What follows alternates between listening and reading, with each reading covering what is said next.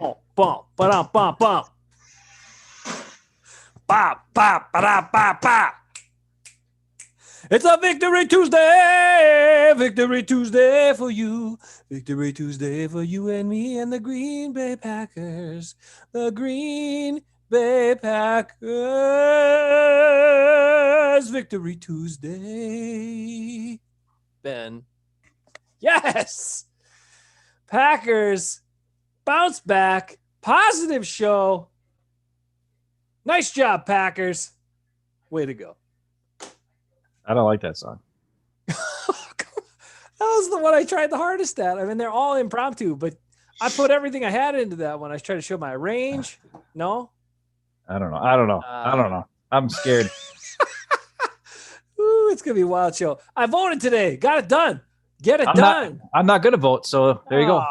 But what I do have is this is a nutty bar, but it looks like a cigar. So I'm going to pretend that's like a Victory cigar or a giant poop, but it's actually a nutty bar in honor of Mom because Mom loves nutty bars.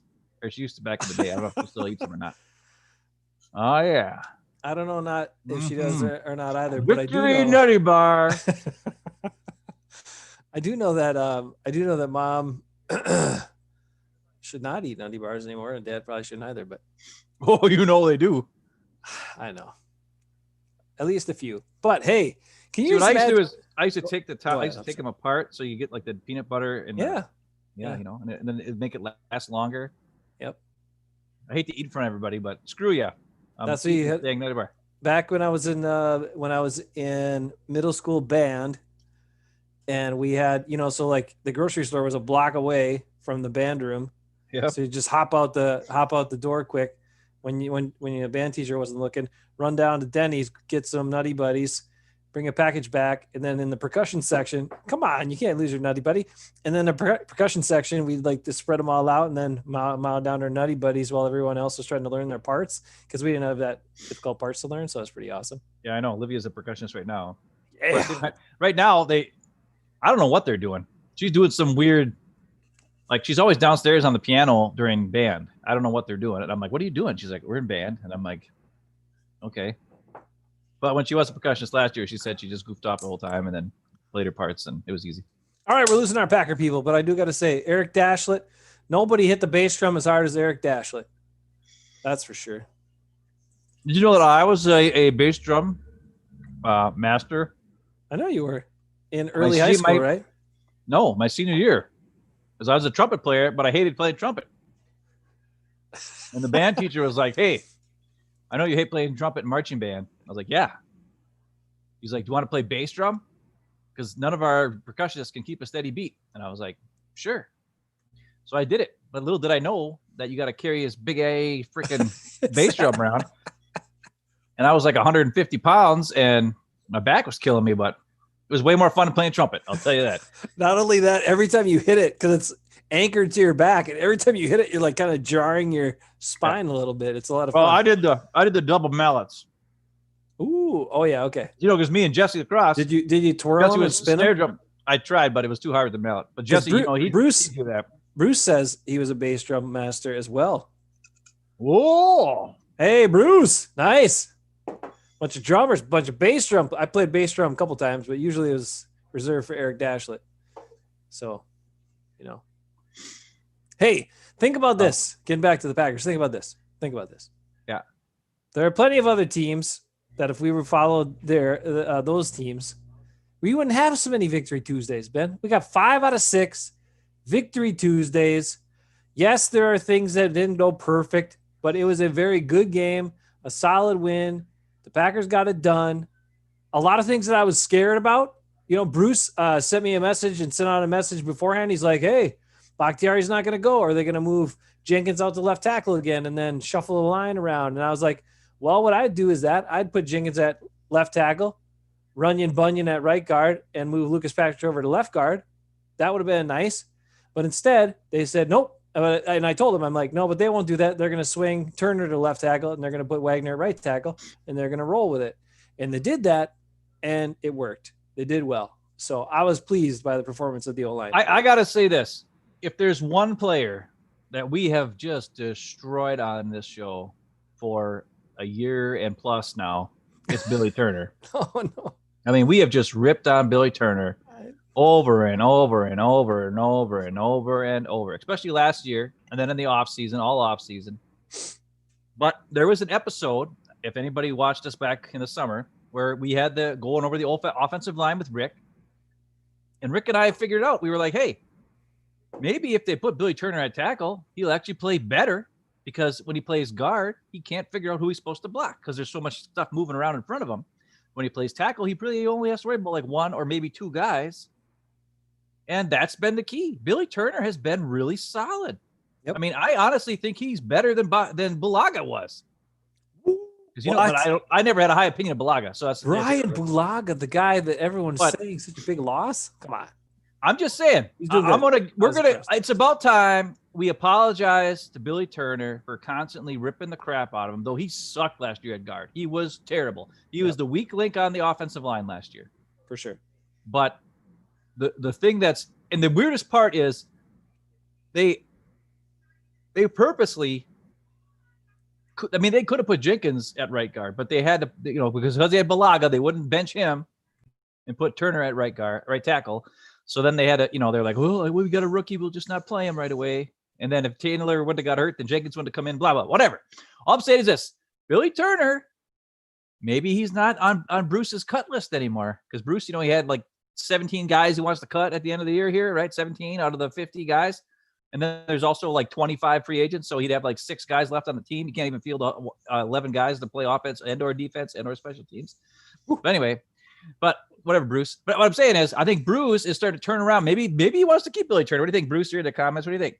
Oh, he said he played well. He did play well. And Bernard's got a great comment as well. We talk about that in just a second. Here's what we're going to do, Ben. We got off track right out of the gate because I don't know, we started talking about band and music and all this stuff. Sorry. But here's the deal. We're going to talk about good things, happy things, and we're going to write some, we're going to give some kudos to players we harped on. And we're going to also show you why that's so important that we do that on our show. And then we're going to go to Packers defense, because I know you got stuff for that. We got some Ben's breakdowns. And then we'll come back around to the offense, and then we'll finish up with just positive vibes all the way around. Okay. Now I've got some here. You tell me if you can add to this if you want, but I got some good ones. Now, guys, we hammered on, you started with Turner. Correct. Turner played very well in this game. Wagner played very well in this game. I was really pleased with the offensive line. They all did well. The other thing that we was evident. Okay. Everybody's like, Aaron Jones is out. Dylan, let's hammer Dylan. Jamal Williams is a more effective runner than Dylan is. He's a more effective runner. Dylan seems kind of weird to me. Like, I think he's shiftier than I expected, but not as physical as I would have expected, because he always ends up, he doesn't do much once he gets hit. Let me say this about Dylan. First of all, Bruce was so close. He had the bold prediction on Friday's show. He said, A.J. Dillon's going to have 111 yards, and he was just off by 100. He had 111 in there. He just had one too many ones, but it was still, he was sort of right. He had the 11 right. Maybe he drank too much. I'm hammering Bruce today. I'm sorry, Bruce. Hey, maybe he drank too much and saw an extra one on Friday. Oh, that's what it was. Yeah, Eckes does that a lot. Anyways, so, but I will say this. You're talking about a guy who ran out of pro sets his entire career in college. I mean, fullback in front of him. Very few was even single back with directly behind the center. His quarterback was always under center. He ran the ball that way. The Packers almost always run out of shotgun for some unknown reason. It's because Rodgers likes it better. Well, it's because of the RPOs. They want to do all these RPOs and stuff. No, I get it. But the problem is A.J. Dillon doesn't have the explosive burst. He's Derrick Henry, right? If you get Derrick Henry before he gets going, you can stop him. It's easy to stop him. And Dillon's kind of the same type of way. He's a little bit shiftier than Derrick Henry, so he's not quite as freight trainy, but he's used to going downhill, plowing over stuff, doing one cut and go. And when he runs out of the shotgun, it's more about looking for your hole, adjusting, and that sort of thing. So he's got a lot of things he's got to look at. The offense is moving. The offensive linemen are moving in front of him. He's not used to this sort of thing. This is not his type of running style. or right. running play. So they need to listen. Just don't put him in there. Like, I don't get it. Like, what? Put him in there in the other formation in single backs, and run some play action with them, because defenses are going to be like, oh, they're going to run him with Adrian Dillon, and then run some play action, and then boom, there you go. But I don't know. I think that's the biggest difference, though. Well, I'll give you that, but I don't mean just that. I'm thinking more about how he looks in the way he's running, like his demeanor, his leverage. He's more straight up. I have to go back and look at his college tape, but I thought he had a little bit of a forward lean in college, so he could actually use his shoulders. Maybe he did, because he's right now he's looking more like Eddie George to me, like straight up. And why is he straight up? Because he's in the shotgun and he has to see what's going on. When he starts in the I formation or in single back set, he gets ahead of steam, gets the ball, and he only has to. That's the other thing. He only has to read one half of the line of scrimmage most of the time back in college, right? He knows the play's supposed to go here, and then he reads where the hole is out of like maybe 2 or 3 holes. Okay. Out of the shotgun, because of the way the Packers play, they can't move. That's the other problem. A lot of times with these RPOs, the offensive line can't push off on the line of scrimmage and attack the defense because they'd be too far downfield if they go too far, right? So they have to kind of play it safe. So the holes aren't always there right away, and Dillon needs to wait and look for it, and he's not used to doing that, and it's not really his forte. And that's another problem with the Matt LaFleur system of where he doesn't know which guy's in the game at what time, and he doesn't run plays for certain guys, and it makes me mad. Don't run your offense and then expect the guy to do something he's not good at. And a matter of fact, I think it's time we get to the defense. Okay, so we won't stop talking about AJ Dillon. I'm just trying to tell you this. Maybe I'm a little gun shy because Eddie Lacy was this big, huge back that didn't seem to be as physical when I wanted him to be either. And I'm just worried that this is going to be the same kind of guy. 200, bring him in, the big guy, 250-pounder. And then he doesn't really finish run strong. He's not that physical. I'm disappointed by that. What I'm saying is Jamal Williams, like, yes, he might be slow, and sometimes he doesn't get through all the holes, but he finishes runs. And the other part he does that drives me crazy that he did in this game early on is he got into 10 yards, and instead of looking for that seam to make it a bigger run, he looked into a run over. I'm gonna see what kind of dog that guy's got in him, so I can be 1 yard short of the first down. But Jamal Williams is a much more effective runner than Dillon to this point. I'm gonna say that Jamal Williams played well, offense played well. In this offense, yes. And then one other thing. Okay, I'm sorry, I'm getting back to my other thing, which is we're talking a lot of offense here. I thought we were starting with defense, but Montravius Adams is another guy that I have hammered on. Yeah, because up until this year, he has been totally useless. I know he had injuries at least one of the years, but he looked soft. He looked useless. He looked terrible. And Montravius Adams has come around. Montravius Adams is flashing on this defensive line. He's making plays. He's getting penetration. He's being physical in the running game. Like, I'm really liking what I'm seeing from him. I don't know how that all happens. The only thing I can pin it on, Turner, Adams, some of these other guys that stepped up and played well, who sucked, in recent weeks, is that we called them out. Because Aaron Rodgers, because when we call dudes out on our show, somehow the football gods or some magical whatever it is, these guys play better the next week. I'm telling you, Zadarius Smith was way better in this game, way better, even though he had a bum ankle. And you could see that too. This was the first game he hasn't had a taped ankle in a while, and he had to go out early in the second quarter and then get his ankle taped. So that ankle has been a problem. That must be what's been slowing him down a little bit. But he played better, and Preston Smith played better. I'm telling you, dude, all these guys we call out, they play better. It's crazy. Hafeman magic. All right, defense. Ben's breakdowns. Okay, well, before that, I got to say one negative thing. Oh, why? Because it drives me, because I brought it up 1,000 times. I brought it up in our debate. Okay. I brought it up every week because they keep doing it. Who is our second best cover guy? Chandon Sullivan. And who do they send on a blitz 5 times in this game? 5 times. 5 times. Why? He's not even good at blitzing. Every time he blitzed, it was a good play for freaking Houston. And that because guess what? Your second best cover guy is not covering anybody. And a guy who's not used to blitzing is blitzing. I mean, what are you doing, Patton? Stop it. Stop it. Stop it. Chandon Sullivan is your second best cover guy.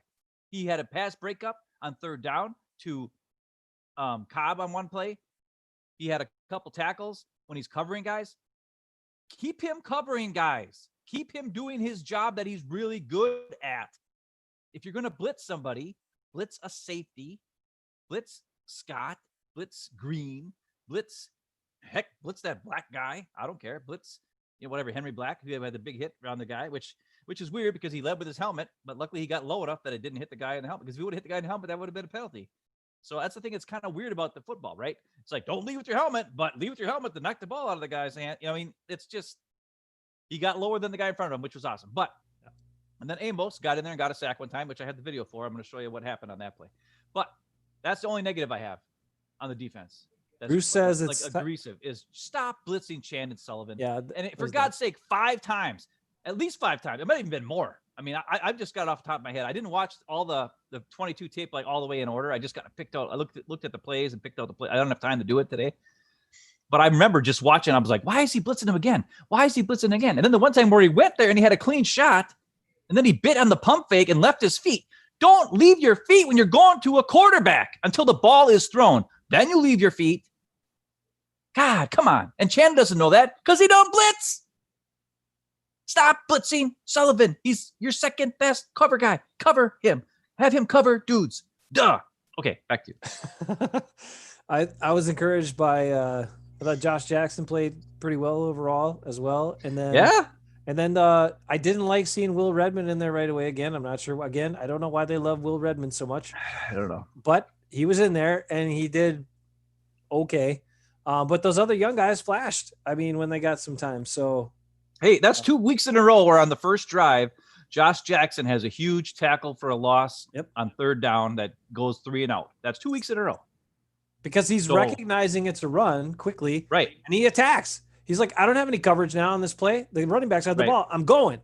The other thing, too, on that play, I actually recorded that video, but then I was like, it ain't that great. It's just a play, right? But I will say this about Preston Smith on that play. Preston Smith does a great job. He does not get blocked because the right tackle pulls over, and they do that, they pull the guard and have him run across, and he's supposed to chip block Preston. And Preston reads it. He doesn't try to go straight for the quarterback like a ding dong because he knows it's 3rd and 2. So he holds his fort. He looks and see what's going on. Out of the corner of his eye, he sees that the guard's coming toward him, and he just takes the guard on. He doesn't try to get past him, and because he knows if he gets past him, he could leave a big hole, right? It's a smartest move I've ever seen. He holds his guy. And because of that, there's nobody left, to block Jackson. And luckily, Jackson read the play. Because if Jackson would have been playing, that's the other thing, they're playing zone. If they would have been playing man on that play, then Jackson would have had his back turned. He would have been 5 yards downfield. That would have been a huge run. So it's weird how, like 3rd down to 2 zone, that was a good call. There's a couple weird, really good calls in this game that I've got video of. So, all right, before we get to the Packer defense and the Ben's breakdowns, which has to happen next. Yes, all right, there's 2. Bernard's got a couple of good ones here. He's only put in 2 comments, but they're both very good. He says, Wilson, MVP of picks. And did you happen to watch, Ben? Did you happen to watch Colin Cowherd's the link I sent you? I just wanted to see. I don't watch Cowherd anymore, but I was like, oh, gee, I wonder what he's going to say about his man Russell Wilson now. And all it was 10 minutes of excuses, and you just got to get the guy some help. You can't expect him to do everything. Get him some help. He's got the best freaking receiver in the league, the most dynamic freaking. What? And the fastest little turd in the league, too, who had 200 yards receiving. Tyler Lockett. Dang it. Why didn't the Packers keep it going with Kansas State wide receivers? I got to say that. Think if that guy was on the team, how awesome that would be. Shifty, can change direction. It's so great. I don't want to talk about that. Okay. Anyway, but Russell, no. It was that saying he doesn't have enough guys enough help on offense, but he needs a defense. Really? Colin Cowherd, who, whenever he talked about Aaron Rodgers, sat there and it's all on Aaron Rodgers. Didn't matter. People could tell him the defense is giving up 30-some points in the playoffs all the time and all this sort of stuff. That's why his record's only a little over 500 in the playoffs. But never liked that argument for Aaron Rodgers. But for Russell Wilson, oh, my God. Oh, man, just on and on and on about how he doesn't have a defense. He's doing it all himself. Oh, my goodness. ridiculous. Anyway, disgusting. And yes, Wilson threw a great pick to lose that game. Love that, Russ. 3 picks in that game. Suck it. Including 3 one picks. to the rookie from Clemson who was right in the right spot and had great hands. Shows some That was the last one, yeah. Yep. And Bernard says the Bears still suck. Oh, they do suck. Packers are in first place, baby. Yes. So the Lions, did you hear about the Lions today? No, I didn't hear about them today. I heard on the radio today that the Lions are going to be trading for Everson Griffin because the Cowboys are selling guys. I bet. So they're getting another pass rusher there. And the Lions are 3-3. So, and they haven't looked terrible. They've been looking pretty decent. Actually, I think the Lions are a more complete team than the Bears are. Now, I know we handled them fine, but that first game of the year, they lost on a drop pass by Swift. So, right. So, I mean, they could be 4-2 right now. So, I mean, they're not a bad team. They're starting to figure it out. Plus, they now get another pass rusher, which obviously we watched when we played them. They weren't getting pressure on the quarterback. And Everson Griffin, yeah, he's been in the league a few years, but he's a pass rush type guy. And he's, he caused havoc against the Pack for years when he was at the Vikings. So, that just means we need to do something. I want this year to be the year where Goody and some sort of general manager makes a freaking move. You called for it. I want JJ Watt. I really want JJ Watt. I really do. Did you have before we get into the Packers real quick? Yes, I did. Did you see how painful it was for him? Oh my God. Like he was just so frustrated. And he's such a damn good player and he's such a great guy. And he's like, I'm stuck on this crap team and I've given my whole career to it at this point. And I tried to make it work, but please bring me back home. Please, Goody, bring me to Wisconsin. I mean, somebody said like next year his contract is $17 million, which is a lot of money on the books we can't afford to have that much on the defensive lineman. Oh, Bruce will come up with a way. Bruce, tell us how we can afford JJ. No, here's the thing, though. If we trade him and we get him here, we could extend him and then readjust the contract so it prorates out. But I mean, listen, what happened when we got a guy aging? Or not aging, but like a guy who was at us just maybe a little bit past his prime with Reggie White, right? It took a couple years, but then we got to the Super Bowl and we won the dang thing and we had the best defense in the league. And not only that, JJ Watt is a great leader. And as much as the defense has Za'Darius, who's kind of he's a leader, but he's kind of a wacky leader. Like I think he'd be a good calming presence of a guy who has been the defensive player of the year multiple times, right? And as a matter of fact, has been rated number 1 player on the top 100 before over Aaron Rodgers at number 2, which made no sense, but that's fine. But anyways, and I know it's years later, but he's a type of guy who can really help us at this point, help us get a guy in there to help with that defensive line. Cause that's really our biggest issue, but we do have a couple guys making plays, but okay, whatever. A dominant dude like him, a dominant guy like him though would change everything. Change everything for this defense. Okay, let's get into some breakdowns. Let's do it. All right, here we go. Let's see here. What am I doing? Oh, JJ, come on. All right, so here we go. We're gonna give you all the sacks. Ooh, this is the first sack, and so this is the Preston Smith sack. I think we're just gonna watch it go the first time. I don't have any arrows or nothing like that. Or no, this is a Darius Smith sack, which he didn't really actually tackle him, but they blew the whistle, so it was a sack. So that's nice. And I got it in slow motion. The coverage, I mean, there's only 2 guys out in the route really deep, so it was kind of a really dumb play, to be honest. Like, Houston has a lot of dumb plays. And then he's crawling on the ground because he got a sack. And everybody's like, oh, Za'Darius got a sack. Woo-ha! And look at Preston with his hands on his hips, and he's mad. Okay, now here's the real reason why Z got that sack. Okay, everybody. Watch Preston on here. He's on the outside. He goes up against the left tackle, bunches him, and then comes out to the outside, attacks, and seals the edge on Watson. But here's the guy who really makes the play, right here in purple. Kingsley Keke. This guy, I'm telling you, man, every week I'm watching the All-22, and I'm like, dang, he is just destroying dudes. He's got all 3 of these guys here, right? He just schools 2 of them, runs all the way around them, goes straight down through, and Watson's got nowhere to go because Kiki's coming this way, and there's a big bunch of offensive linemen standing here like a bunch of cows, and then Preston Smith's on the outside. So these 2 guys just collapse the pocket like nuts. And over here, Z gets one-on-one block, doesn't move the pocket at all. And I think this is Kenny Clark, actually, but it might be Montravius Adams. I don't know. One of those, whoever it is, they don't move at all either. They don't do jack squat. And then, but Keke kind of overruns it a little bit, and then that's how you've got Watson has to come up into the pocket, and then He runs over this way, and Zadarius is just standing there and gets a sack. So it's all Preston Smith and especially Kingsley Kiki. So watch Kiki on this play, and you can watch Preston Smith too, but Kiki is the man on this play. He is the man. Look at this. So he comes out. This guy's got his back to him. I don't know what that guard is, or that center is doing. He's just right. Look at that. There's nothing Watson can do. He kind of overruns it. Oh, yeah, that's Montravius Adams. And Montravius Adams seals that. See that? That was actually nice. Montravius seals that spot so that Watson can't go anywhere. That was so all three of those guys made the play, and then Z gets the sack. Yeah, because did he deserve the sack? No, but he got the sack. If Adams doesn't cut him off there, he jumps out like he did a couple times when Kenny Clark went and created a big hole a couple of times in his pass rush. That was impressive. Yeah. So that's the kind of stuff I'm talking about. Like, hey, man, it's exciting to see that sort of thing happen. I'm going to put my other wish list is can we also get TJ Watt? Can we get the Watt? Dude, brothers? We're not going to get TJ Watt. We're not going to get TJ Watt. I want the Watts. They're never gonna trade TJ Watt to anybody. They're never gonna do it. Like, I don't even know why you're saying stuff like that. All right. So now we're gonna look at the next sack. Okay. No, I'm not happy, Jason, anymore. I'm sad, Jason. Do I have this shared? No. Do I? Here you go. Oh, what did I do? Oh, you turned your video off. It's backfiring on you. I'm not sure what's going on.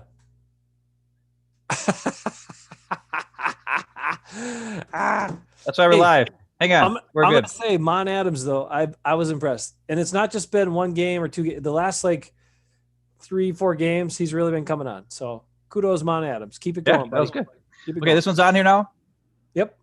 Okay, this is the Barnes sack. It's 2nd and 20. It's after a penalty on the Houston. So they were in 1st and 20 on the first play and nothing happened. And now it's they got a penalty now or whatever. I don't know. But now it's 2nd and 20. So you know what they do on 2nd and 20? They do what everybody does. They try to run a screen pass.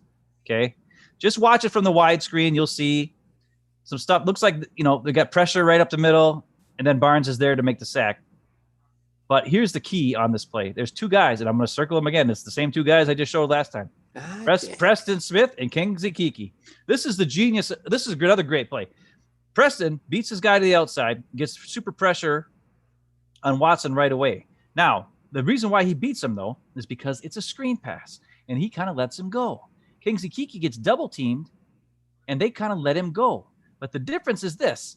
Kiki reads it, just like good old Jason Hafeman used to do back in high school when he played defensive end, and he read the screen pass. And Kiki reads the screen pass, bounces out, and covers the running back out of the backfield. That's the way to do it. Yeah, and Preston comes in and gets the pressure. He doesn't get the sack. Watson gets away. Then he wants to look over there, but he sees Kiki covering the back, so he doesn't throw it. Then he comes back around this way. There's nowhere to go, and he has to run up forward, and then Barnes is there. It's kind of a whole bunch of guys there, but Barnes gets the sack. But it's Kiki and Preston who make this play. Mostly Kiki because he reads the screen and then gets over and covers the back. It's a genius move by him. It's awesome. That's just, 2 sacks pretty much where Kingsley Kiki made the play. So look he reads it. He's like, wait a minute. Why am I? Whoa, this is not right. I'm going back out there. Preston's getting right in Watson's face, which is awesome. Nice. And look at Kiki. He's over there. He's right here, covering the back. He's got nowhere to go. Z did nothing on this play again. And then here's Barnes right here. And I think that might be Kenny Clark. No, it's Montravius Adams again. So, hey, that's two plays where Preston Smith and Kingsley Kiki on the same side of the line are working great together, one way or the other. And on that play, it was because Kingsley Kiki, man, he read it. He's like, okay, Preston's got this. I'll take the back. Preston can take the quarterback. And we got this covered. And it ended up being a great play and another sack for the Pack. So that's awesome the stuff. I'm telling you, I know I was just in high school and all that. You used to do that all the time. I remember. Yeah, because if the normally on a screen pass, that's the only option. That's the play. There's not a lot else that people are prepared to do. So if you, as the defensive lineman, defensive end, tackle, whatever, you cover that back, even close enough to him where the quarterback's uncomfortable throwing it there, you blow up the whole play. It's awesome. It's the best play ever. And then the worst part is then the linemen are so out of position because they're expecting that the back to get the ball and they're like standing around doing nothing. So if you cover that back, You screw up the whole play, and it's going to be a negative play for the offensive team for sure. It's the best damn play you can make as a defensive lineman. It's better than a sack. It's better than anything else. Cover the screen, pass, cover the back, recognize it, go cover it. That's the best play. Quarterback's eyes go like this. Yeah, because they're not expecting it. Mm-hmm. And you had I was at I came back. That was when I was in high school, but I came back for something one year. I don't know what it was. You're in college, yeah. You came back. Yeah, but high school. I haven't talked about. I was in college, but I came back just to see one of your games, and I was there one time where you did that exact same play. You read the play, you read the screen pass, and then you jumped out and picked it off. Now you didn't get very far because you're not fast, but you got about 14 yards after you intercepted it, and then of course Matt Carmody got a touchdown run off of that. But and he got all the credit because he got a touchdown run. But you got the interception as a defensive end reading a screen pass. Probably because you're so short, the quarterback never saw you, and then just threw it anyways. And then he's like, "What? Where did this little short guy come from?" And then he picked it off, and But that was a great play by you because you were hands Hafeman, the short tight end, defensive end who could catch everything. All right, so now we're going to share another one here. This is the third sack. This is the Adrian Amos sack. Now this is an crazy blitz. Luckily for us, Houston only sends these three guys in the route. Now, I don't know why they run these patterns, but it's like a weird. This guy does a crossing route, and he's covered by Jackson, and he's covered by Redmond here. Okay, so he's double teamed. This is Channing Sullivan on the slot. This guy just runs straight.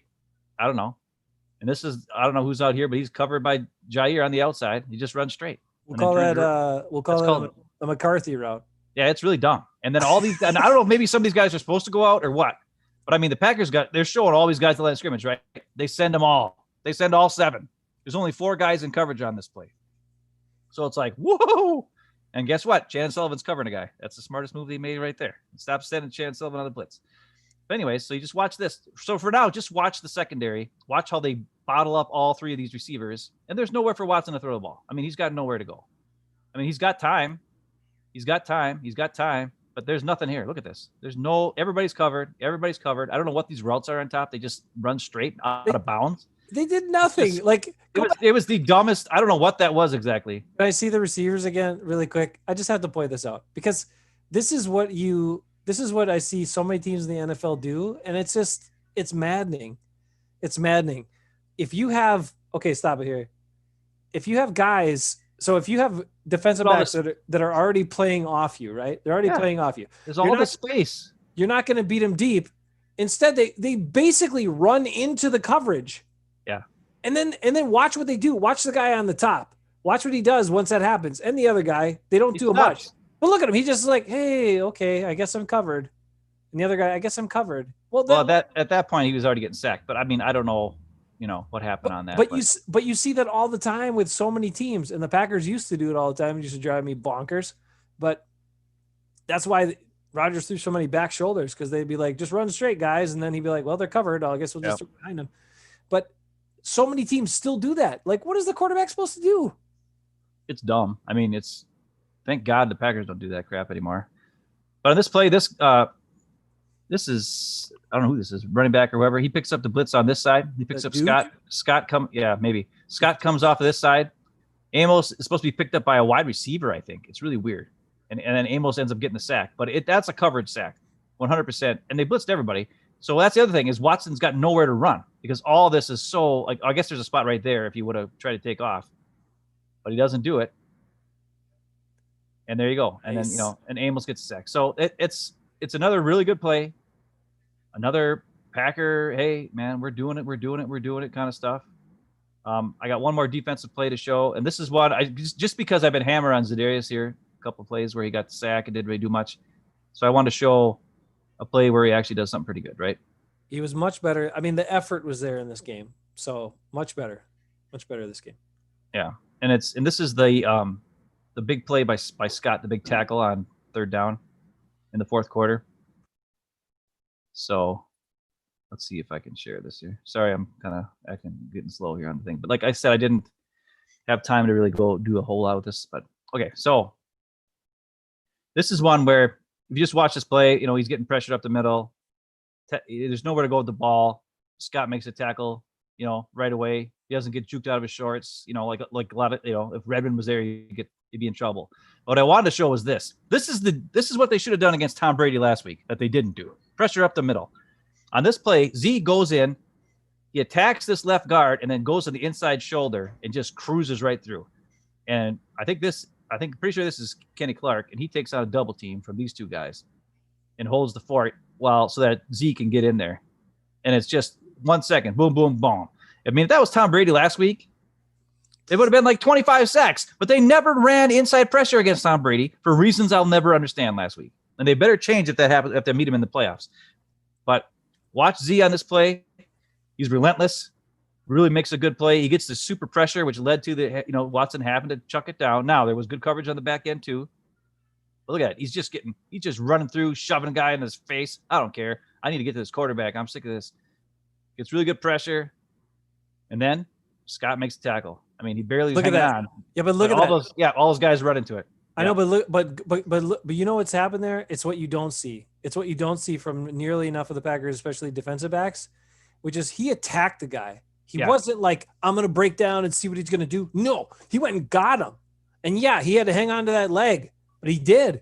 Like, I want you to do that. I want you to attack those guys. Don't let them break you down and juke you out. Go get them. That's a great play. Yeah.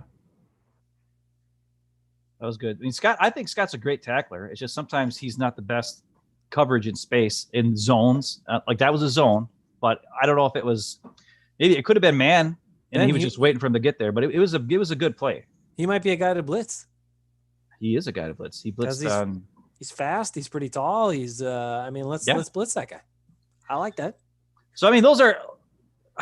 The defense had a lot of good plays. Now, is the offensive line of Houston pretty bad? Yeah, they're pretty bad. They can't run the ball. Yeah, they can't run the ball. They got an all-pro left tackle. I mean, Preston Smith did really good. The thing that's really interesting, too, is on a lot of these plays, their eyes – Kingsley Keke, I like him so much. And I don't know what happened last year where he didn't do anything. But this year, he plays with his eyes on the quarterback. It's like he's able to – he feels his way around the offensive line in front of him, but he always keeps his eyes on the quarterback so he knows what's going on, or he keeps his eyes on the ball, whatever it is, whether it's a running play or whether it's a passing play. He just has the ability to do that and read and know, okay. And then and because of his feel, he could feel that the offensive linemen were letting him go on that screen pass. So he got his butt out of there and went and covered the running back. And that's just smart. And it's just really good play. And it just shows that, I mean, Kingsley Keke is a guy who is on the rise. He's a guy who can be a real difference maker on this team if he keeps playing the way he has been playing, because he's been the difference in a lot of huge defensive plays because of his pressure, because of his smarts, because of the way he's got a quick move off the line. He can especially beat those guards and centers. He's too quick for him. And he's making plays. He's really, really making a lot of good plays. He has, and I've said it before, talked about technique before, but he has the best technique so far of any of those guys. And he's a lot more powerful than I thought he would be at his size, because he's by far the smallest playing inside, and he's getting push. He's getting pushed on guys. So you don't see him get pushed back that much. So I've been impressed with him. Yeah, for sure too. I love a lot of what they did.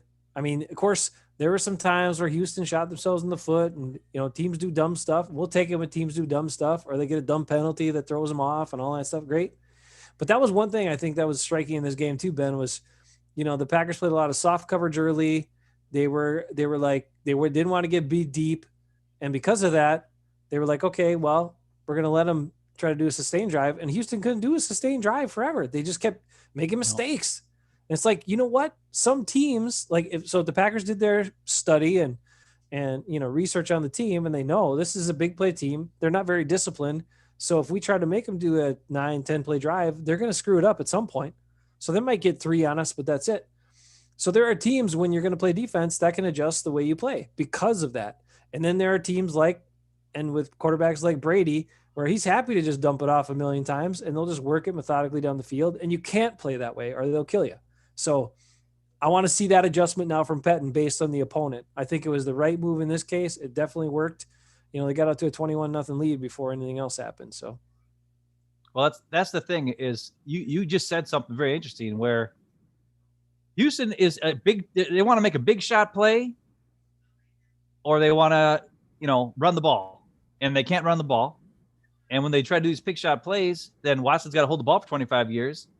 And the offensive line ain't that good. Like, they're just dumb. I mean, honestly, Houston's offense, they're just really stupid. Like, they need to run. Like, they hardly ran any. The only time they could ever do anything is when they ran Randall Cobb, right? Randall Cobb on quick routes. This was actually pretty good. The other thing that was weird, last week, they threw six. Darren Fells had 6 catches, and he was the guy who kept their drives going and kept them in that game against the Titans. This game, he had 0 targets, and he was out there. I don't know. Like, remember I was talking on Friday. I was like, hey, look out for Darren Fells. He's going to be out there tight end, and he's going to kill us. Who's going to cover him? I don't know. The Gronk killed us the week before, and they didn't even pass it to him. So it was just weird. Like, I mean, honestly, I don't want to take anything away from the victory because it was a great win. They destroyed them. It was awesome. But it's like Houston is dumb. They're just dumb. So that's why I feel even worse for J.J. Watt. Did you see his face? Like, dude. He was just... Oh, poor J.J. Watt. Come on. Come to Wisconsin. Come back. I want him back so bad. It's, dude, that press conference, it was like, he had like one word answers. Oh, and then they were like, oh, you got to watch this press conference. Oh, I just saw his face during the game. I'm like, he's so, he's in misery, man. He's in misery. Dude. He's a dominant athlete that wants to win, and the team around him is trash. I mean, they're just not good. They don't know where they're going. That's the problem. Like, they have a really talented quarterback, but they don't know how to use him. Like you said, Watson's athletic. Plus, he's good at throwing on the move. Why wouldn't you do some boots? Why wouldn't you do some, like, incorporate play action and boots in your offense? But they didn't. They like drop him back, or he's in shotgun and goes straight back and sits there, and then he's got to run around. That makes no sense. Come on. Really dumb. Why make it hard on your quarterback? Don't do that. I mean, I can remember because when I did my quarterback rankings and I was watching, Watson had a breakdown video on the Baldy breakdown segment with him and Kurt Warner. And he seemed to seem really smart, like he knew what he was talking about. He knew all the different, this play, and this play, and this play, and all this kind of stuff. And then I watched some videos of it, and he was kind of doing dumb stuff. And I was like, why is he? And I think the reason why he does dumb stuff in the game, even though he knows what he's supposed to do, is their offense is just dumb. Their offense, they just don't do anything that makes any sense with the players they have. This is what they're thinking. They're like, hey, we got Will Fuller and we got Kenny Stills, and they're super fast. Let's run them down the field as far as we can and pass it. It's like, okay. But everybody knows that. And it's not creative at all. And if they don't get open, they kind of are like, whatever. And then it's just, I don't know. Oh, man. All right. On to the offense. Yeah. You want to see some stuff, or what do you want to do? I want to, well, I mean, let me just make a couple of quick points. Some guys that jumped out at me in this game. First of all, I know Rodgers wasn't like pinpoint with his throws, but say that again. I know he was a little off with some of his throws, except for the one on the left sideline that they really needed on a third down to Devontae was like ridiculous. That was like the most ridiculous throw you ever see. It's funny you say that, because all the other throws, a bunch of them were a little off, but mentally, and the way he was like pregame, you could see him on the sideline, and mentally he was like on it. He was top of his game. Like that first drive, you could hear a lot of the stuff. He's changing, he's making checks, he's doing this thing, and everything was working. You're like, okay, he's got this today. Like he's got it. And I was like, okay, it's going to be a good day. I could tell right from the jump with him. And, look, I mean, the negative about the offense is MVS. Like, dude, the guy, it's done. It's over.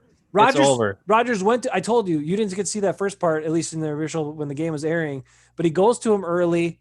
And there was like a miss. It was a miss. And it's like, you could say bad throw Rodgers. Was it a bad throw, or was MVS coming out of his break at the wrong time or not doing what he's supposed to be doing, which is what it might have been. And then he went away from him for a long time. And then he comes back to him later, and we get a drop, and we get another thing. And it's like, we get another one where he doesn't adjust to the ball in the air because he can't. He just can't. He can just run fast. That's it. Unless it's a perfect pass right on. Like I can remember last year I made a big stink about a couple plays where it came like out of the sky, and he had to like kind of like, like center field it in baseball, where you just got to know where it is and catch it like that. Like, like the Willie Mays and all that kind of stuff. And he made the catch like that. And I made a big stink about it. I was like, oh, man, he really read the play and blah, blah, blah. And it's like, you know what? Rodgers just threw a perfect ball, and he freaking fell right in his breadbasket. He can't adjust. No. He doesn't know how to read where the ball is. Unless the ball is perfectly thrown, he's not going to catch it. And even then, he's not going to catch it half the time. The honest to God's truth is Goody made the biggest mistake of all time 3 years ago when he cut Jordy, straight up cut Jordy. Then he thought, I know, I'll sign Jimmy Graham, and then I'll draft 3 receivers in the 5th and 6th rounds or whatever it was, or whatever. I can't remember where. 4th, 5th, and 6th. It was 3 rounds in a row. The 4th rounder was Jamon Moore, who never. 7th round, whatever it was. Right, never played. He got cut last year. I know. Yeah. So what do you got? He tried to replace Jordy Nelson with Jimmy Graham and 3 whatever receivers, and all 4 of those moves sucked. Not a single one of them worked out. Not a single one. And we cut Jordy for that. We cut Jordy, who still would have been awesome. Now, we end up getting Mike McCarthy fired by that, so hey, all right, we're cool. But still, because obviously the Cowboys are wishing they never signed him. Woo-hoo! Hey, anyway, I don't want to get into that. Cowboys are only half a game out of first place. Well, at 2-5. And then they didn't sign Randall Cobb back, who obviously can still run routes in the slot because he proved it on Sunday. No, so wouldn't it be nice if Aaron Rodgers had a guy who could get open in the slot? Boy, that would be pretty killer, huh? Whatever. And I understand you don't want to they have to fit under the cap and they got to fit guy in. And I know sometimes it doesn't work. I get it. But when you pay Jimmy Graham and you cut Jordy, that was the one when he did that as one of his first moves ever as a GM. I was like, and then he goes and he drafts all 3 of those receivers and they all stink. I mean, even St. Brown last week, like we said, he's like, 2 passes, 2 plays developed for him and he drops them both. Yeah. Come on. Yeah. Just go cut them out. The problem is this. MVS is the only receiver besides Devontae who's under contract for next year. All the other guys are going to be free agents. Well, the other thing is they need – I think I sent you a text on this. I can't remember. But they need his speed threat. They need that. But that is all he's good for right now.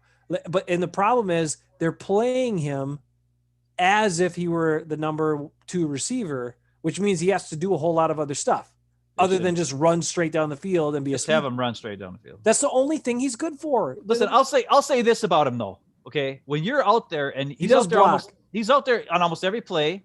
He works his butt off. Yeah. Okay. It's not like he's not trying. Yeah. Right. And when you watch another guy get 16 attempts thrown to him and you get 2, it's kind of disheartening to be out there, to be quite. I mean, I could see him losing his faith, but he's still out there blocking on running plays. Yep. He's out there blocking for Devontae and a couple of wide receiver screens, quick passes to Devontae. So at least he's not a guy who's quitting on the team when he's having a bad game or whatever. He's still working as hard as he can. He's just not good. Right. That's all there is to it. He's a good guy. He's a good guy, but he has a very limited skill set. He has skill, but it's a very limited skill set. Like, he can't change direction. He can't adjust to the ball. Like, those aren't strengths. And you need that out of a secondary receiver. If you want to have a 3rd or 4th guy that's your speed guy that just stretches the field, that's what he has to be. Then you've got to make adjustments. I'll say this. Malik Taylor is the shiftiest and most agile receiver they have. Because even Devontae, he's got the jukes, but he gets a little off balance sometimes, loses his feet sort of. Taylor gets a nice wide base and actually keeps his balance. He is the shiftiest receiver they have. He's the best at changing direction quickly. He's not fast, but he is the best as terms of a possession-based guy you want to make a move or a cut and be a crisp, good cut. And he's got good hands. So I think that guy needs to be on the field more too. And I would almost, with Lazard out, I would almost like to see him moved up to the number 2 receiver spot and then use MVS for the speed stuff. Use him to stretch the field, to threaten the defense. If they play up on you and the gamble, okay, you hit one over the top to him. Great. But I would like to see MVS used in the Swerve and Urban role, to be quite honest. Give him some end arounds. He's fast. He had the one. He had the one for 7 yards. I mean, that was the only way you get the ball is if you hand it to him because he can't catch it. Oh no. So I mean that worked out. They got to do it more often. All right, I'm going to share. All right, what do you got? This is the Bernard wants trade MVS and Preston Smith and a second for JJ Watt. Woo, maybe. Maybe. They might have to up that ante a little bit, Bernard. But all right, so this play, all I want you to do is watch Devontae here, watch the receivers on the top of the screen. They're all covered. And this is the play you were just talking about where Rodgers throws that back shoulder. I don't know what that was. He threw it pretty much at the corner's head, and Devontae makes a great, amazing catch. It was ridiculous. But everybody's covered. He covered here, covered here, covered here. And he had pressure fast. And Devontae's covered. Yeah. Oh, yeah. That's what I'm going to show you on the next screenshot here. Holy crap. This is the third down when they only had, I think it was like 7-0. It's 7-0. And they were just about to stall out. It's 3rd and long. Yep. If these two guys don't make that insane play, like they could be punting, it could be a different game early on. So and this is the reason why, even though we hammer on Devontae because last week we were kind of rough on Devontae, because he came back and we were saying that he was the problem and Rodgers looks at him too much, but the guy he has a great body control and he can adjust to the ball in the air. Yep. It's something that nobody else can do, and Rodgers trusts him, and this shows it because right here this guy comes scot-free. I mean, nobody looks like Lucas Patrick. Lucas Patrick had a couple of rough plays in this game. Yeah, he totally just whiffed. He didn't even look at this guy. And Rodgers has got like 1 second. And you watch Rodgers' head. Rodgers sees him coming, and as soon as he looks at him, sees him coming, he looks back at Devontae and says, "He's not open, but I gotta go." But you can see Rodgers look right at that guy when he's coming, right there. See, he sees him and he's like, "All right, see ya, gone." I mean, he had like 1 second to get rid of that ball. That's why I didn't want to do that in slow motion because I wanted you to see how much little time he had. He had like nothing. He had to make a decision like that, and it was great. Before you go on to the next play, I do want to say this. Like, yeah, we said this stuff about Devontae, and I've said how he does not a threat to beat anyone deep, and that's true. But in this game, he proved that you need him because one, you don't have anybody else that's any good. That's even close to as good as he is. Number one. Number two, like you said, Rodgers trusts him, but he can get open when you need him to get open. And like you said too, even when he's not open, he can adjust to the ball. And he's the best at that. They need that on their team. So pay him, keep him around. I don't care. Unless you come up magically with somebody else in the next year or two. But otherwise, he's got to be there. Yeah, so this is another big play on that same drive, okay? This is the second touchdown drive. And there's a lot of action going on here. I think this is actually Malik Taylor. He comes back for like a end around, and there's a fake handoff here. The running back, whichever guy it is, Sternberger's up here, and he comes down, and he's actually going to go here and then come over to this way and try to help out to block because this is pretty much a 2-man route. And this guy in yellow goes with Sternberger, so Rodgers knows that it's man defense. Okay, not only that, all these guys bite on that play action play because you got that end around going this way. So they're watching here. They're worried about all this going on. And this crossing route is designed to get Devontae open because this guy comes across first. He comes across the face of the safety first, and Devontae sneaks underneath and goes over. And this safety has got to make a choice which way he's going to go. And whichever way he goes, Rodgers is probably going the other way. And he kind of just gets stuck there doing nothing. And because Rodgers knows it's man, he knows that both of these guys are probably going to be open on this crossing route. And it's just a perfect play design by LaFleur. So last play was just great play by two guys. This one, great play design. You see the play action. You see all these guys jump. This linebacker's jumping forward. They all think the ball's here. And then the safety goes here. Devontae's wide open. He should have scored on this play, but Devontae's not the fastest guy in the world, and that's what happens sometimes. But it was a throw off his back hip too by Rodgers. Yes, it was. Wasn't a good I know he did it. He did it too many times. He's got to stop it. Go back and watch 2011 tape. He never does that. And you can just see how everybody bites on it. Devontae's wide butt open. He's just got one guy to beat. So, okay. So the next play is the touchdown to Sternberger. And this is ridiculous. I mean, Rodgers, was that the one he throws over J.J. Watt or under? Yes, it was. That's the thing I was going to say. J.J. Watt he comes within inches of stopping touchdowns on two of these touchdowns.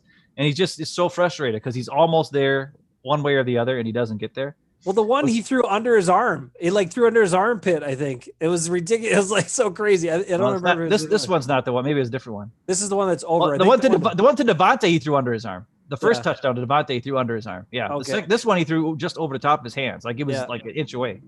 So what happens on this play is you see in purple, I've got Jamal Williams over here, and this guy is going to end up covering him because if you look here, there's this guy who's pointing. See where my cursor is? he's telling somebody over here, he's like, hey, go get him. So they must be playing some sort of like a man zone type weird thing. And he's giving the coverage of Jamal Williams over to this guy. But when that happens, Devontae does an inside slant. And this guy goes with Devontae. Jamal Williams gets over here and he goes out to the corner, like a flat into the flat. And this guy goes with him. And then, of course, Jay Sternberger sneaks across the line of scrimmage, and there's nobody here. The only guy left is J.J. Watt. Damn. And he's out of position to try to cover Jace, so he's got to go to Rodgers, and he jumps up and just misses the ball. But it's another great play design because there's nobody there. Because these two guys, there's only two guys to cover those two guys. And then I just drew, like, boom, there's nothing. And here's Jay Sternberger. J.J. Watt's almost at Rodgers. And once Sternberger catches it with one hand, by the way, that was pretty cool. There's nobody there because this guy's worried about Williams. This guy's covered Devontae. They get there, but it's just a second too late. And he just crosses line of scrimmage or crosses the end zone line, and it's touchdown. So the reason why I wanted to show all three of those plays on that drive was the first one was just great play by Rodgers and Devontae, knowing they had to make a play. Rodgers had to make a play. He had 1 second to do it. The next one was a cool scheme against man, and this one is a cool scheme against zone. And look at that. Watch within like 1 inch of him. And that's the thing. Like, I feel sorry for the guy, dude. Me too. It's just sad that he's gotta be on that crappy team. But hey, what are you gonna do? There's not much you can do with that. All right, so now what I want to do is I want to show two plays. It's just really quick videos of them. It's just like a one thing, and then I have to get the other one on. And these are plays where they were great. One of them was just another dumb play call by Houston. And the other one is the Tanyan catch where Rodgers kind of underthrows a little bit. So this is the touchdown, the second touchdown to Devontae. And I don't know what Houston's doing. Devontae's up here, right? And I don't know who the other receiver is up here. But all they're playing is one's deep safety and all man across the board. And Rodgers knows it. And he's like, oh, it's man. I'm just going to hang on to it for a little bit. Throw to Devontae because it's 3rd and 4. So they're worried about they try to cover that first 4 yards of scrimmage, right? But they have no safety deep. They don't double team Devontae, who's been getting the ball all game long. Devontae does the inside move, breaks out, schools his guy left and right, and he just beats him. And Rodgers like, all right, we got this. And he kind of throws it off his back foot again. And Devontae's got to make an adjustment in the air. If that would have been a perfect pass, he wouldn't have had to do all that crazy spin around moves. But he still got in the end zone because the safety was so far away. He couldn't even get there on that. So it's just a great touchdown. Great play by Devontae. Terrible defense. J.J. Watt's probably crying because he's coming off the edge, and it doesn't matter because – and Rick Megner does a good job on him here on this play, actually. They used to be college teammates. I forgot about that. Yeah. Holds him out. And Rodgers stays in the pocket. That's the best part. Look at that perfect pocket. Excellent play. And just terrible defense. What are you playing? No help for a guy covering Devontae? And it's obvious Houston has zero speed on their corners. Like, they don't have a speed corner who can – because if Devontae can run away from you and doing high stepping and stuff, you're losing that battle every time. You got no shot. So that's what's going on with that play. And then the other one, I'm going to get you some Tanyan here. And this one I just want to show because of the scheme. Tanyan, like a fun Tanyan. Gosh, dang it. What's wrong with me? Ekis, I'm sorry. Ton is ton, right? I didn't even think of that until later. I was like, oh, why did we say ton? I don't know.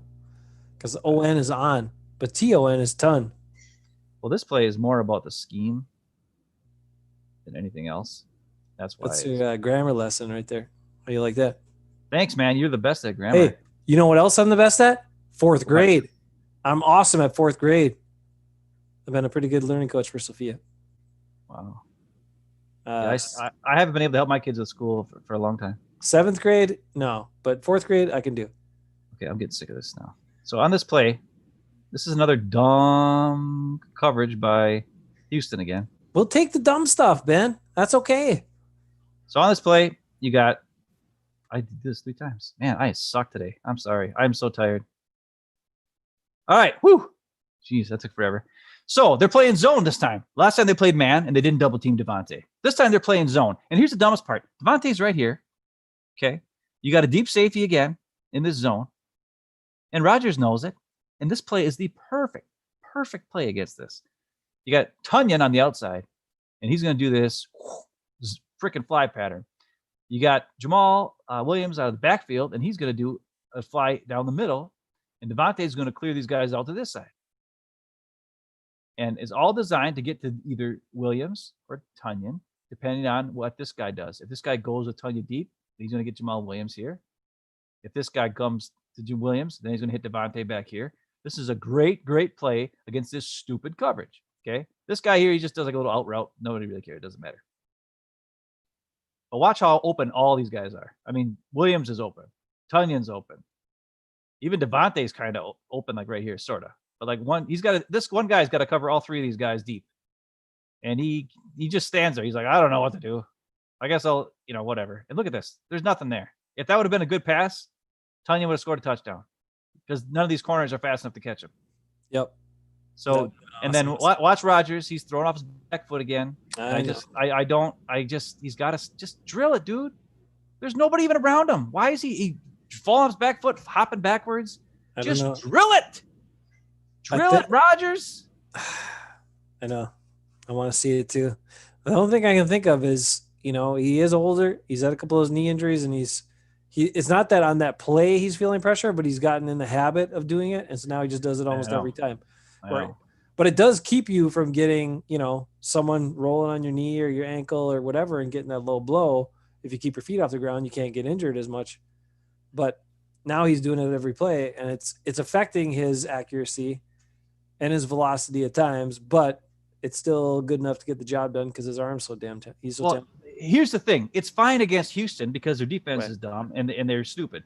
But against Tampa Bay, it proved that it can't do it anymore.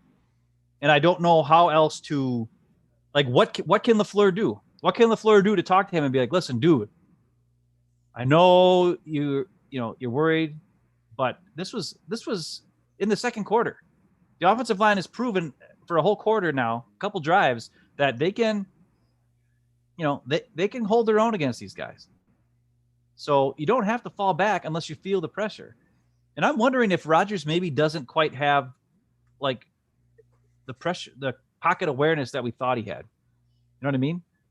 Because even back in the day, but back in the day when he used to like run around and do crazy stuff, he would hold the ball down and he'd kind of like do this, and when there's nobody around, and then squirt out and then make a play.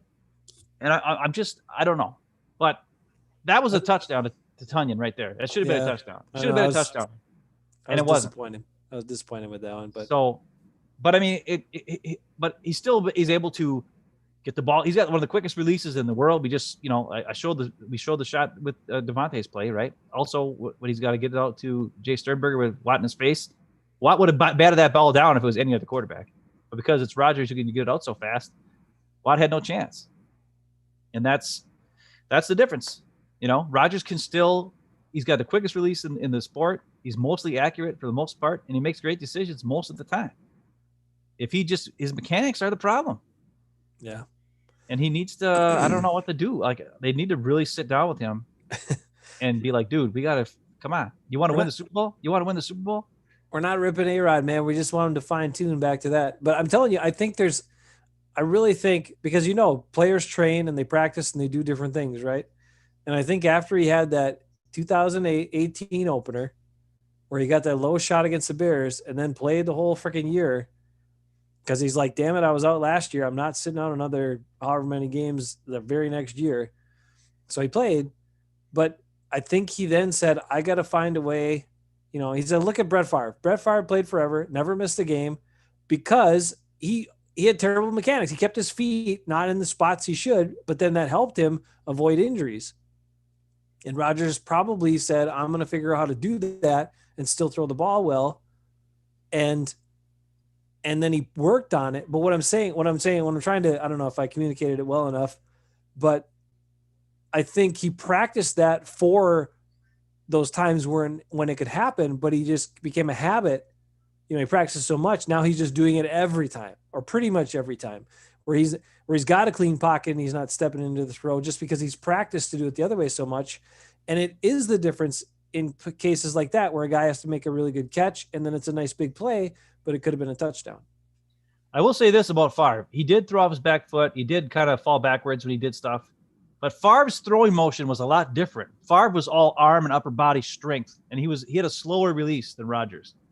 Rodgers' release is all based on his entire body, and it's all wrist, right? It's quick and then wrist, and it was about body torque and all that kind of stuff. So when he falls back, that affects his accuracy. Mm-hmm. Where Favre would fall back and still be like, and he just like use his whole upper body and really not use his legs. You know what I mean? Like Favre was always stationary with his legs, where Rodgers would.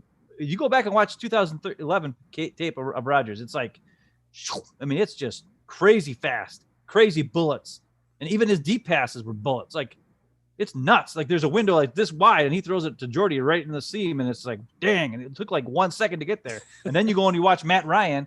Like I'm just saying, because I watched that game against the Falcons or whatever, and Matt Ryan's throws look like they're in slow motion. It's like, did I stop the tape? What happened? No, he's just slow. And Rodgers is the man. That was the difference between those two guys. It's just, I don't know. It's pretty cool to go back and because, hey, I'm going to do it again. Promo to Game Pass. You can go back and watch film all the way to like 2003. You can go watch your Amon Green Jays if you wanted to be at Game Pass. Yeah, you can go watch him. He's on there. You can watch Brett Favre throw to Bubba Franks if you want. Hey, I don't know if you want to do that. You could do it if you wanted. I wouldn't want to watch that. Aw. I'll tell you what, though, we're still lucky to have Rodgers, and he still made it. Mentally, he was on top of it, and that was a big key early on for the offense. And then I also made a note to myself because I wanted to not forget. I said right out of the gate, fire by Williams on offense. Jamal Williams, he was fired up, and that helped get him going. And the Smiths were fired up, and Josh Jackson was fired up. So those 4 players stuck out to me in terms of just being ready to play and like setting the tone for the team. The other thing that we didn't mention, Ben, is this is the first time the Packers played in front of fans all year. And even though there was a small number of people in the stadium, half of them are Packers fans. So they heard them a little bit. So that was cool. Yep. Hey, that's us. Yeah. But so maybe that's what the defense needed. A couple of fans. They don't need many, just a few to get fired up. All right, so you just talked about Jamal Williams being all fired up, so I wanted to show his last 2 runs here. It led to his touchdown. There's a touchdown run in the play before that where he had a 11-yard run out of the I formation.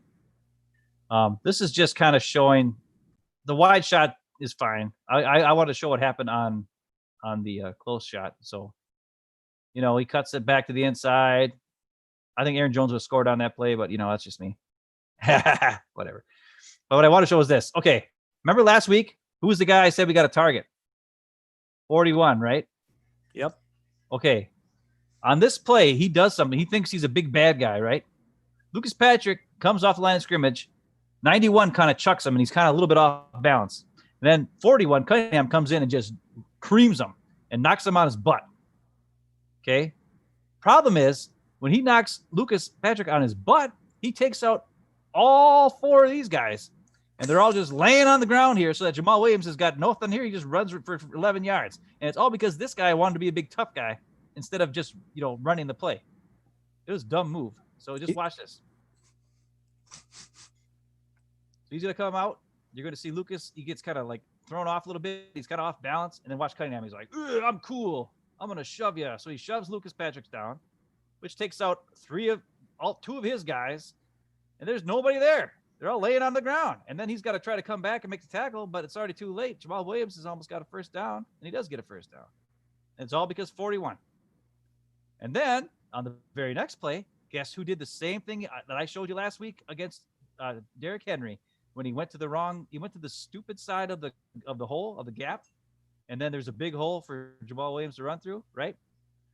Cunningham does it again here. Of course, this is a short play, but here you got Lucas Patrick makes up for that last play. He gets a seal block on this guy, 91, who you got a cheap shot at him last time, right?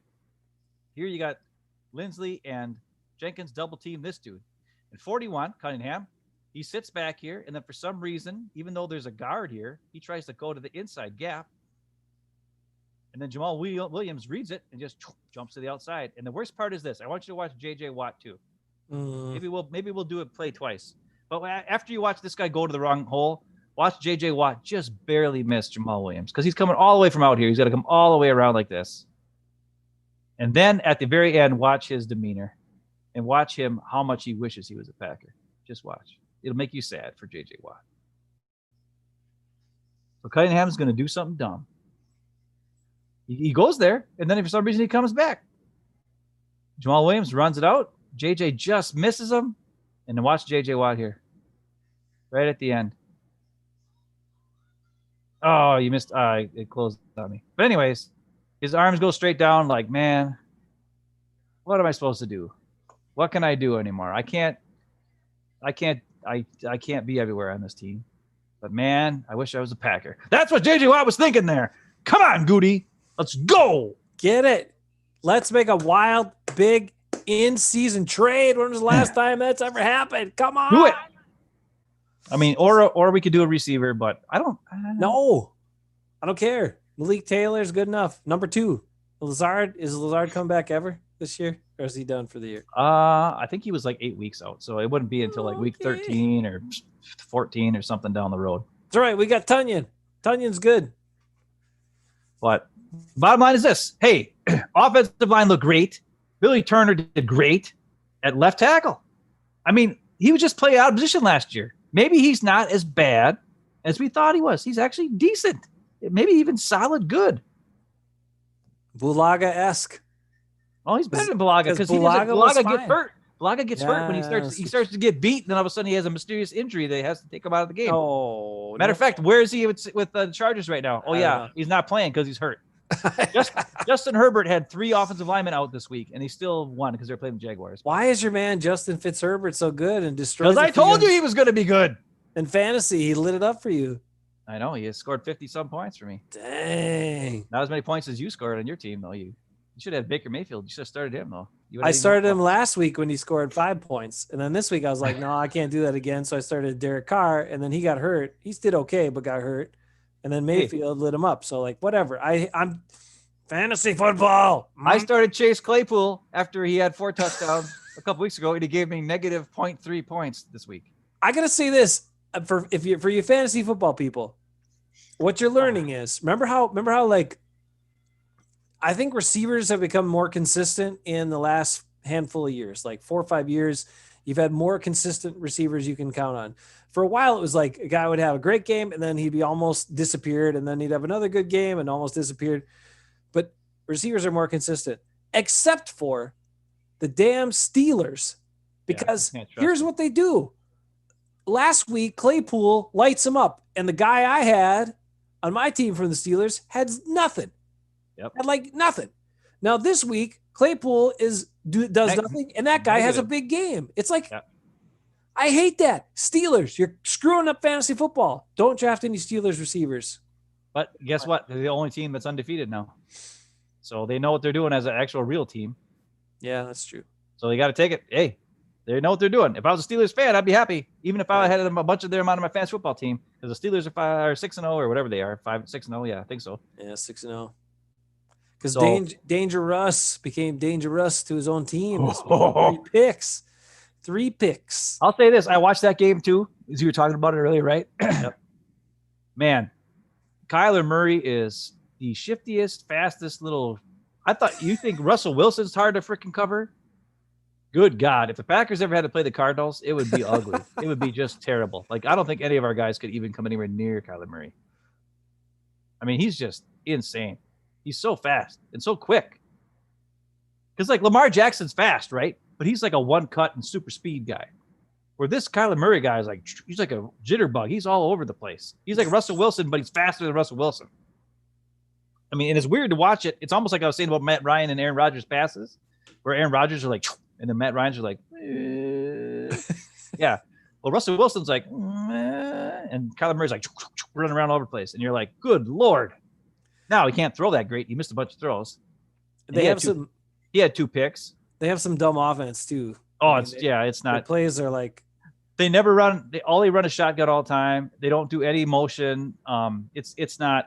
Yeah, but hey, the guys. Can I say this too? Well, I watched that game too because I was kind of editing some videos and watching at the same time, and while watching, and then I'd edit videos when nothing was happening. But man, Larry Fitzgerald is an awesome dude, and I know a couple years ago he was coming up, and there was potential he might be a free agent and all that. And I, at the time, even though he was old, I was like, man, that's kind of dude I would love to have on my team. And you know why? For a couple of reasons. One, he's still a good player. Like, is he like your dominant receiver he once was? No, but he's still reliable, can get open, big, catches well. But it's also the other parts.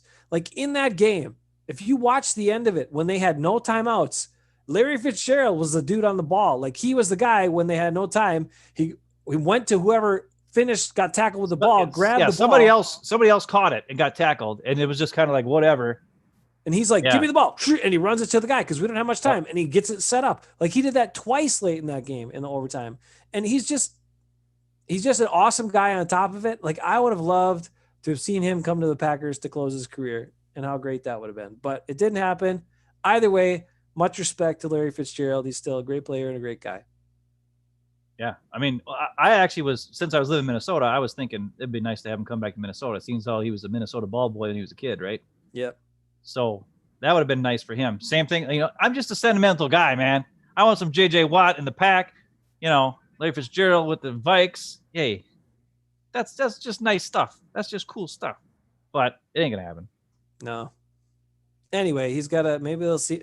I don't want to see him again in the playoffs because last time we saw him in the playoffs, he killed us. He broke our back in the overtime. Oh, well. Yeah, we don't want to. Stupidest play of all time. Carson Palmer, you can't tag him. Okay. Well, Mike Daniels, that's another one of those. Mike Daniels was like one split hair away from getting him, but he's just too dang slow. Just so close. And then Clay Matthews was the only guy who ran after Larry Fitzgerald, but he couldn't catch him. And I was still one of the most 7-yard line. That was still one of the most exciting finishes to a game. I mean, because they played they played like garbage the whole game, and then all of a sudden that last crazy drive where Rodgers makes those two insane throws. It was like nutso, man. Nutso. And then Bruce Arians after the game was a big fat jerk, and that's why I hate him. Hate Arians. You know what I want to see happen to the Tampa Bay? I want to see him go all the way to the NFC Championship game, and then they have to come to Green Bay in the cold, and Tom Brady's arms fall off, and they suck. And Gronk he's like, this isn't Miami. This ain't Tampa Bay in the Florida. I don't like this. And he goes and hides in the dugout or whatever. I don't want to say in the locker room. And they get creamed by the Pack in the NFC Championship game, and the Packers go to Super Bowl. And then Bruce Arians can cry and whine about it after. I don't care. Bruce Arians, you won't see much of him either. He won't like all that cold either. So yeah. And then Antonio Brown will have he'll have the frostbite feet again, like he had the last summer when he had frostbite feet. This time it'll be real frostbite feet because it was actually outside in the cold. Huh? Yeah. I like it. I like where you're going. I like it. I think we're almost I think we've lost our mojo. I think it's time for our final end of a show. If you hung around to the end, it is time for the super fan of the week. Super fan of the week. Super fan of the week. Super fan of the week. Wada boop. Wada beep. Hey, now some people may be saying, how come you guys didn't do super fan last week? And it's because we only do super fans on Victory Tuesdays. Because we don't want to have it sour the super fan on a loss Tuesday because that'll make them sad. So we want to make sure everybody's happy. They're pumped up. The Packs got to win, and then we got a super fan. All right, you want to give us the super fan intro? It. Tell them who it is. Well, this week's super fan is probably, besides Ekis, is a guy who leaves the most comments for us. He's so in depth with his comments. He leaves like bullet points, like 1, 2, 3. These are the different points and what's going on. Oh, he likes this. He likes that. Whatever it is. He's one of our international fans. He's a guy who loves me, obviously, because I'm cool. He likes the Ben breakdown segment when I do it right. He likes me to do it when the play's running instead of talking about it before the play. But the problem is sometimes I don't remember what the play is. That's why I have to draw those arrows so I remember what I'm doing. So that's the reason. But it's that guy. It's the guy from Eastern Europe. I don't know what country he's from, but it's Balaz or whatever. I don't know if that's how I pronounce his name. But he's a great guy. He's always really positive. He's the guy who watched a whole bunch of football, watched a bunch of different teams. And he said, I watched like 20 different games, 20 different teams. And then all of a sudden I watched the Packers and I was like, what is this? What is this team? There's like a mystical energy with this team. And then he had to study and find out more because he wanted to know more about American football, right? And he studied it. And then he was like, looked up the history of the Packers, and he's like, dang, history of the Packers is awesome. Packers are awesome. And he fell in love with the Pack. And now he can't get enough Pack. He wants so much Pack. He finds 2 Yahoos who only have 70 some subscribers, and he watches us when he could be watching all the big name guys. And he leaves comments for us because he loves the Pack as much as we do. So thanks, Balaz, for sticking with us, for finding us, and being there. You know, always giving us encouragement and giving us a little critiques now and again. They help us out. And he also was a big Lord of the Rings fan. He agreed with our Gimli and Sam picks on our debate. He loved our debate. He said we should do more debates. I think, you know what? I have to say, the thing about our debates that was good was that we stayed on topic. Like every 5 minutes or so, there was a new topic instead of us just rambling on forever. And I think that's why people like that a little bit more. Because we got the most views right now in the last, I don't know how many, months, because it's actually us staying on target instead of us just rambling. I thought it was good. And plus we had a great moderator who kept us on task. Yeah. Balaz liked Rick's moderation too. He thought it was a good setup, a nice thing there. But I mean, this guy is, I am excited. It's fun to know that it's not just people we know in real life that we've met, like Ekis and Bruce. Apparently I met him once. I don't remember, but he says that. Sorry, Bruce. Man, I'm cutting on Bruce today. Woo! But anyways, this is a guy, hey, just like Bernard, right? A couple of weeks ago, we gave Bernard the employee of the month, the fan of the week, right? Because Bernard's always there. He's always there for our live shows, giving us comments and stuff. And it really is, it's exciting to know that there's people out there who think that we're worth listening to, even if we don't know what we're talking about half the time. But it's fun. We try to be entertaining. We try to be fun. And we hope that we can somehow connect with people on the other side of the screen, even though we've never met you. And it's guys like Bernard and guys like Balaz who are there and they give us feedback and we know it. So if you want to, if you're a listener, and maybe we get some views. So there's got to be some more than just people we know out there that watch us. Yep. Let us know. Give us some likes.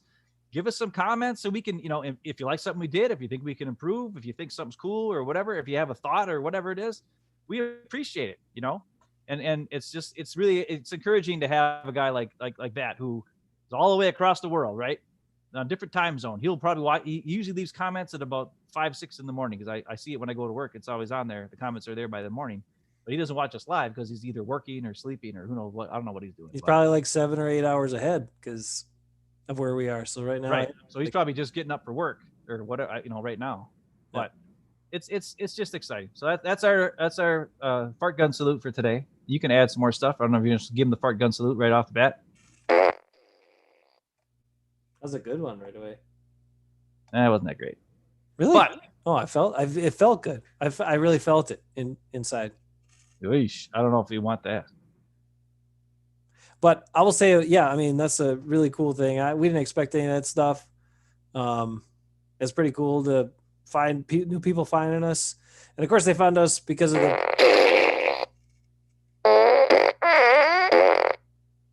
That's for you, Balaz, super fan of the week, all the way over in Eastern Europe. Thanks for checking us out. But really, seriously, guys, we love it. We love the people we know that hang around and comment in the chat, comment on our videos. Check us out. Watch. Some of you are just silent watchers, and that's cool too. But the more interaction, the more fun it is. And we got kind of a good string here. A lot of people put in insightful comments.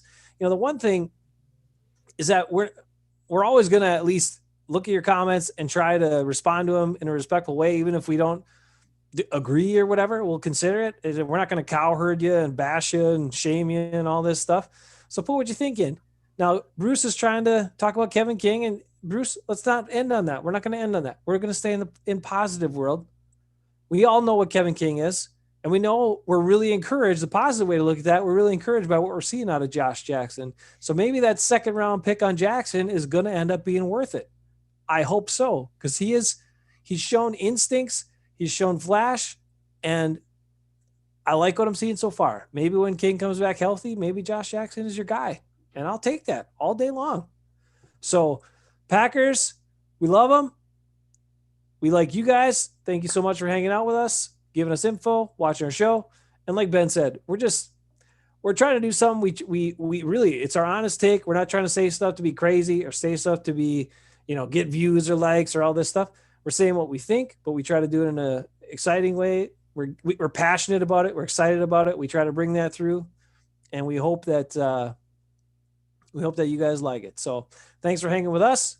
We're going to wrap up tonight's show before 9 o'clock. That's less than an hour and a half. How you like that, America? Just kidding. Anyway, if you did not watch our debate show, I thought it was a heck of a lot of fun. I really enjoyed it. And I thought Rick did a great job. And Ben probably won the debate, but I don't care. I had some fun too. I would like to retract my case for Mike McCarthy as the best Packers coach. Yeah, no kidding.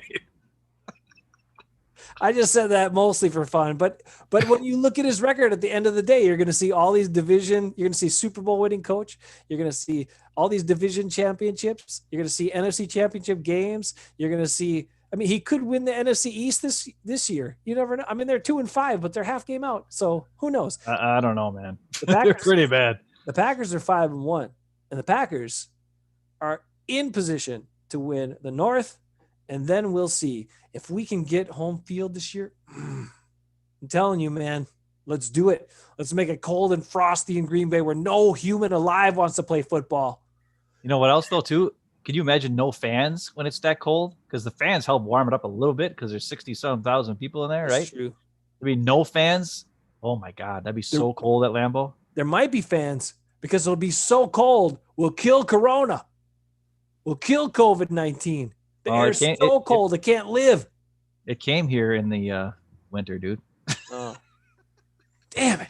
Anyways, hey, real quick thought before you close it out. I know it's going to take us over the mark, but have you been in contact with Viking Mo this week? Are we going to be able to get him on? I'm going to ask him, and I'm going to let him know we're not going to be mean. We're not going to hammer on him. No. Listen, well, we're going to I'd like to just tell him I'd like to give him an option on Friday to let us know. Let us know what are all the what is his opinion? What is he going through as a Viking fan?